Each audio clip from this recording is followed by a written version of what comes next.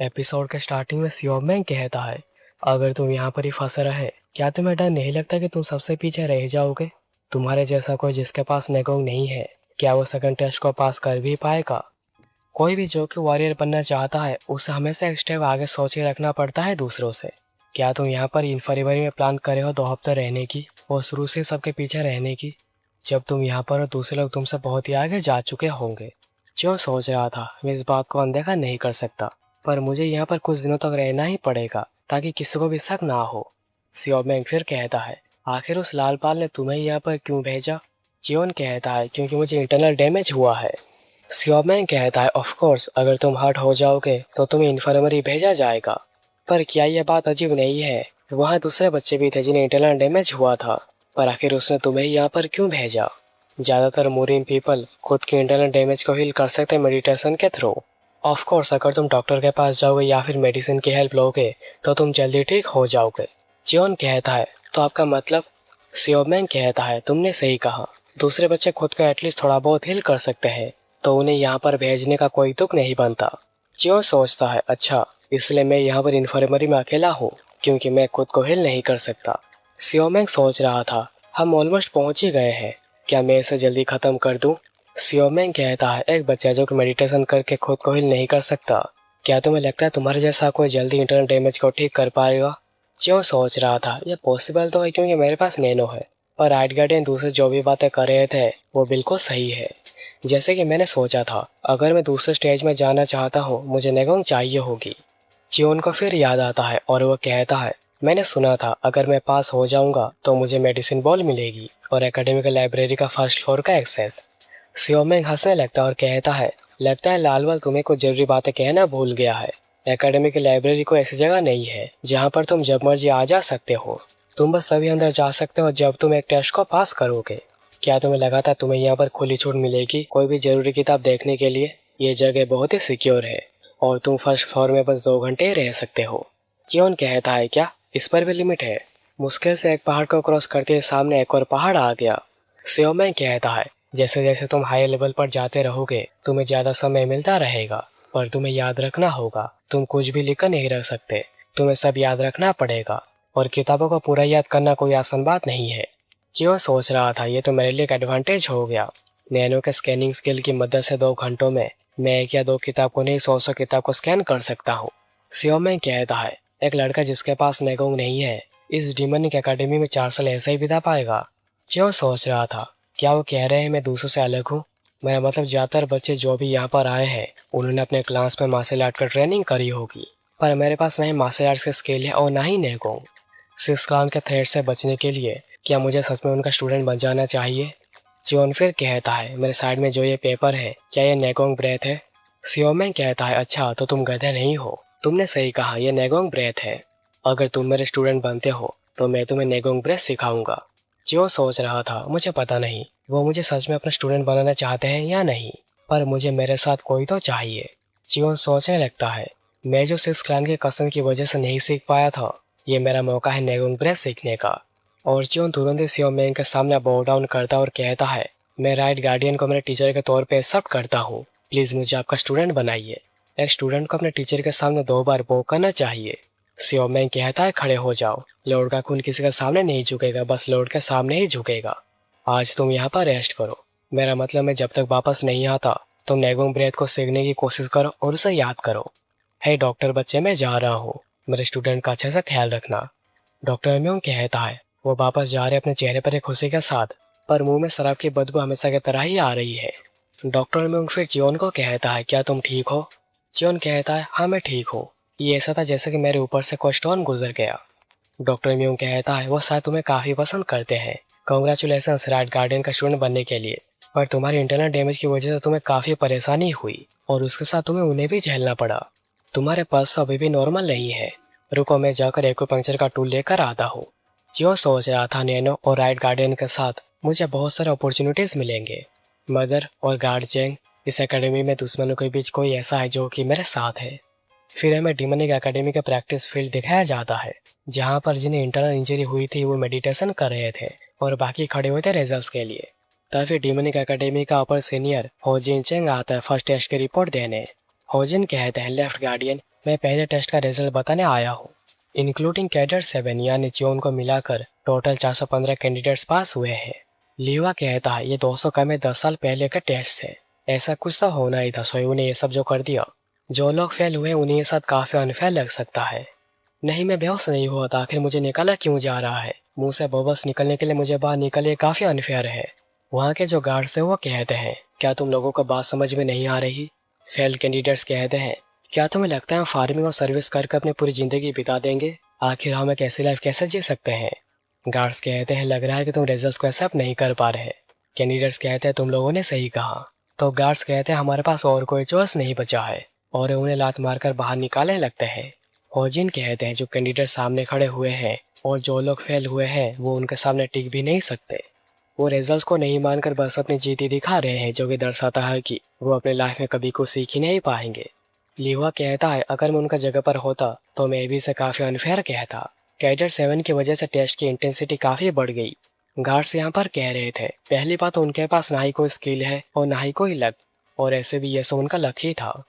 यहाँ पर होजिन कह रहे थे, जिन लोगों ने भी पहले टेस्ट को पास करा है उनमें से बहुत से ऐसे हैं जिनके पास अनएक्सेप्शनल क्वालिटीज हैं। लिवा कहता है कि आपको भी ऐसा ही लगता है? Most of the candidates meditation कर रहे हैं। इंटरनल इंजरी की वजह से। पर कैंडिडेट ऑफ द 6 क्लास और 18 द अपर क्लान, इन लोगों ने टेस्ट को काफी इजीली पास करी है। ऐसे भी नॉर्मल कैडेट से एक और ही लेवल पर है।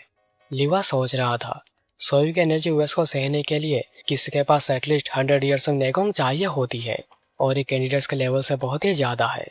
पर डार्क क्लान का मुयोन और ब्लेड क्लान का यूचेन, इन दोनों ने एनर्जी वेव्स को बिना हिले ही सहा था।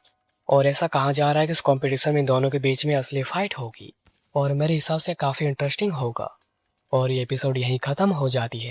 मैं तुम्हें बधाई देता हूँ कि तुम सभी ने पहले टेस्ट को पास कर लिया है, इसलिए तुम्हें एक ब्रोंज मेडल दिया जाएगा, जो कि दर्शाएगा कि तुम एक लोअर रैंक वॉरियर हो। अगले 4 साल तक तुम्हें यहाँ पर ट्रेनिंग दी जाएगी as a cadet of the demon academy. और यहाँ पर तुम डीमनिक एकेडमी में हाँ या ना में ऐसा नहीं दे सकते, तुम्हें माडो कहना पड़ेगा। इसके अलावा और कुछ भी कहोगा ऑर्डर को रिपीट करना। क्या तुम सभी समझ गए? और सभी कहते हैं माडो।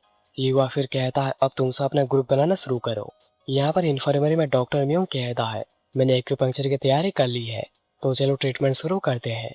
चियोन कहता है, डॉक्टर।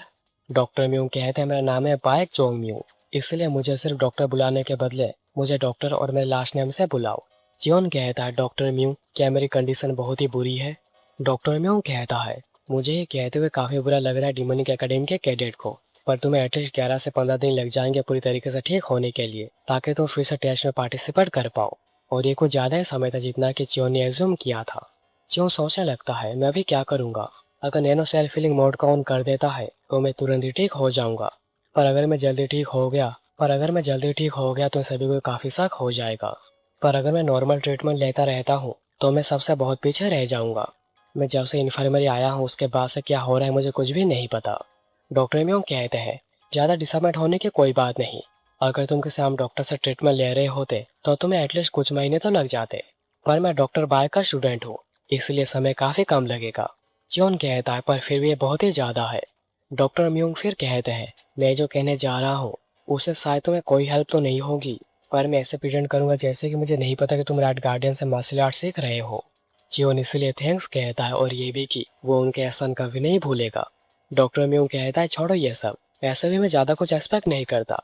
चलो अब हम एक्यूपंक्चर को शुरू करते हैं, तो इसलिए तुम्हें अपने कपड़े उतारने पड़ेंगे।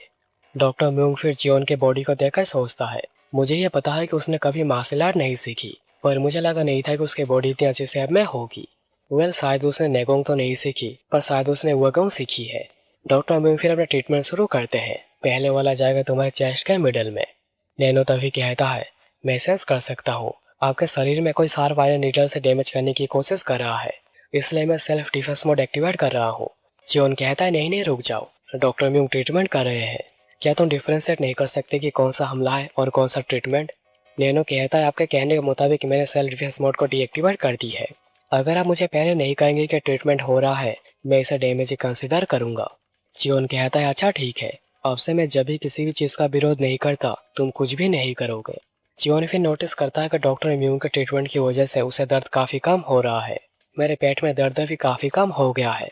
नैनो कहता है, ऐसा इसलिए हो रहा है क्योंकि जिन जगहों में एक्यूपंक्चर के इंडिया लगाए जा रहे हैं ये सारे पेड़ की वो जगह हैं जो कि गति को तेज करते हैं। जियोन कहता है नैनो, तुमने मुझे जो भी जानकारी ट्रांसफर करी है उसी वजह से मैं तुम्हारी बातें समझ पा रहा हूँ। जियोन उसके बाद डॉक्टर म्यूंग को देखते ही रहता आखिर वो कैसे ट्रीटमेंट कर रहे हैं। डॉक्टर म्यूंग कहते हैं तुम थोड़ी देर के लिए प्लीज सो जाओ, अगर तुम मुझे ऐसे ही देखते रहोगे तो मैं काम नहीं कर पाऊंगा। इसलिए जियोन सोने की कोशिश करता है। मैं सो नहीं पा रहा क्योंकि नैनो मुझे एक्सप्लेन कर ही जा रहा है। तभी जियोन को एक आइडिया आता है और वो नैनो को कहता है अगर तुम मेरी इंटरनल इंजरीज को ठीक कर दोगे तो ये ट्रीटमेंट जल्दी ही पूरा हो जाएगा, पर अगर मैं जल्दी ठीक हो गया तो उन्हें मेरे ऊपर शक हो जाएगा। क्या तुम मुझे हील कर सकते हो पर मैं फिर भी बाहर से ऐसा दिखूं कि मैं काफ़ी जख्मी हूँ। नैनो कहता है आपको सेल्फ हील करने के बाद ऐसा करना पॉसिबल है। आपके पल्स को रैंडमली चेंज कर देना जिससे ऐसा लगे कि आपके ऑर्गन अभी भी डैमेज है। जियोन कहता है मैं तो ऐसे ही पूछ रहा था, पर मुझे खुशी है कि ऐसा करना पॉसिबल है। अगर मैं डॉक्टर म्यूंग को 2 हफ्तों तक बेवकूफ़ बना पाया तो मेरे पास ये मौका होगा रेड गार्डन से नेगोंग सीखने का। ठीक है नैनो, मुझे हील कर दो और डॉक्टर म्यूंग को बेवकूफ़ बना देना। जब वो मुझे चेक करने आए तो उन्हें ऐसा लगे कि मैं अभी भी जख्मी हूँ। नैनो कहता है मैं समझ गया, आपके कहे मुताबिक मैं सेल्फ हीलिंग मोड को शुरू कर रहा हूँ। यहाँ पर ग्राउंड में लिवा कैडेट्स को कह रहा था मैं अभी तुम लोगों को तुम्हारा अगला टेस्ट के बारे में एक्सप्लेन करने जा रहा हूँ। तीसरे टेस्ट तक सारे कैडेट्स एक साथ ही मिलकर टेस्ट देंगे और सेकंड टेस्ट देकर मिड लेवल वॉरियर बनने के लिए तुम्हें बेसिक टैक्टिक्स और स्ट्रेटेजी से फैमिलियर होना पड़ेगा और तुम्हारे पास इसके लिए बस 20 दिनों का ही समय है। सारे कैडेट्स बस 20 दिन का समय सुनकर कहने लगते हैं ये तो बहुत ही कम समय है, क्या इतना समय में हम टैक्टिक्स और स्ट्रेटेजीज को सीख पाएंगे। लिवा फिर कहता है क्या तुम लोग क्यूरियस नहीं हो ये जानने के लिए कि यहाँ पर आखिर 20 ग्रुप से क्यों है, क्योंकि बस 3 हफ्तों में तुम में से बस 10 ग्रुप ही आगे जाएंगे। तो आप कहना चाह रहे हैं कि आधे कैडेट्स को निकाल दिया जाएगा। हमारे ग्रुप में तो कोई भी टॉप कैडेट नहीं है और 6 क्लास के पास तो एक बहुत ही बड़ा एडवांटेज होगा। लिवा कहता है ये पहला और आखिरी टेस्ट है जिसमें तुम्हें टीम बनाकर काम करना पड़ेगा, तो अगर तुम लोग ग्रुप में एक दूसरे से कॉम्पीट करने लगे तो तुम लोग एक साथ ही फेल होकर निकल जाओगे। होजिन कहते हैं ये लिवा भी ना बिल्कुल वैसा ही है, लोगों को हमेशा ही डिमोरलाइज कर देता है। लिवा फिर कैडेट्स को कहता है आज के लिए आज का शेड्यूल पूरा हुआ, तुम सभी वापस अपने अपने डोर में चले जाओ। कल से तुम लोग उन लोगों से सीखोगे जो कि तुम्हारे सामने खड़े हुए हैं, वो तुम्हें टेक्टिक्स और टेक्निक्स काफ़ी काइंडली सिखाएंगे। कैडेट सोच रहे थे काइंडली, ये तो वही लोग हैं जो कि फेयर स्टूडेंट्स को यहाँ से लात मार कर निकाल दिया था। उसके बाद सभी अपने अपने डोर में वापस जाने लगते हैं। तभी ग्रुप 8 इंस्ट्रक्टर इम्पियों कहता है कैडेट 3 तुम अभी तक यहाँ पर क्या कर रहे हो। मुकेम कहता है कि मुझे आपसे एक सवाल पूछना है। पियोंग कहता है मैं श्योर हूँ कि तुम्हें पता होगा, मैं ट्रेनिंग से रिलेटेड किसी भी सवाल का जवाब नहीं दे सकता। मुकेम कहता है मुझे ये बात पता है। तो फिर पियोंग कहता है तुम्हारा क्या सवाल है पूछो। मुकेम कहता है मैं श्योर हूँ कि मैं ग्रुप 8 का लीडर बनूंगा। पियोंग सोच रहा था ऐसे में टीम लीडर का सिलेक्शन कल ही होने जा रहा है, पर हर बार की तरह इस क्लास के पास एक एडवांटेज रहेगा। मुकेम कहता है कैडेट 7 जो कि हमारे ग्रुप का है और अभी इन्फर्मरी में है। ग्रुप का एक कैडेट मिसिंग है टेस्ट के लिए और मैं नहीं चाहता कि हमारा ग्रुप फेल हो जाए, और क्योंकि उसने आज की सेरेमनी अटेंड नहीं करी है तो उसे आज यहाँ पर क्या क्या हुआ उसे कुछ भी नहीं पता। इसलिए मैं चाहता हूँ कि कैडेट 7 को सबके बारे में पता चले। मुकेम मन ही मन सोच रहा था तुम आखिरकार मेरे ग्रुप में आ ही गए और तुम्हारा लक यहीं खत्म होता है। मैं खुद ही इन्फर्मरी जाऊंगा और तुम्हारे शरीर को फाड़ के रख दूंगा। प्यूं कहता है ये बहुत ही अच्छा आइडिया है, ऐसा लग रहा है कि तुम बेसिक्स को समझ गए हो। बहुत अच्छे, मैं तुम्हारे कहने के मुताबिक और तुम्हारे ग्रुप के इंस्ट्रक्टर होने के नाते खुद इन्फर्मरी जाकर कैडेट 7 को सारी जानकारी दे दूंगा। मुकेम कहता है ये क्या हो गया, इंस्ट्रक्टर आपको ये करने की जरूरत नहीं, ये मैं खुद कर लूंगा। प्यूं कहता है मेन बिल्डिंग जहाँ पर इन्फर्मरी है वहाँ कैडेट्स का जाना मना है अनटिल अनलेस कोई इमरजेंसी आ जाए। मुकेम सोचने लगता है मुझे लगा नहीं था कि मैं मेन बिल्डिंग नहीं जा सकता, आखिर सारी चीज़ें गलत ही क्यों हो रही है। मैं स्प्रिंग क्लान का कैंडिडेट हूँ पर मैं इसके पावर का इस्तेमाल कर ही नहीं पा रहा। मुकेम फिर कहता है मैं समझ गया इंस्ट्रक्टर, तो मैं आपसे एक फेवर चाहता हूँ कि आप मुझे मेन बिल्डिंग में जाने दें। प्यूं कहता है अपने डोर में वापस जाओ, और क्या तुम और कुछ पूछना है। मुकेम कहता है तो फिर आप मुझे एटलीस्ट बता देना कि कैडेट 7 हमें कब ज्वाइन कर रहा है। प्यूं कहता है ठीक है, पर जबकि आज बहुत ही लेट हो गया है मैं तुम्हें कल इसके बारे में बता दूंगा। मुकेम सोच रहा था अब चीज़ें ऐसी हो गई है कि मुझे उसके हमारे डोर में आने का इंतज़ार करना ही पड़ेगा। जल्दी जल्दी ठीक हो जाओ क्योंकि मैं यहाँ पर तरस रहा हूँ तुम्हें मारने के लिए। मैं तुम्हें इतना दर्द दूंगा कि तुम्हें लगेगा इस दर्द को सहने से ज़्यादा अच्छा होगा कि मैं मर जाऊँ। और ये एपिसोड यहीं ख़त्म हो जाती है।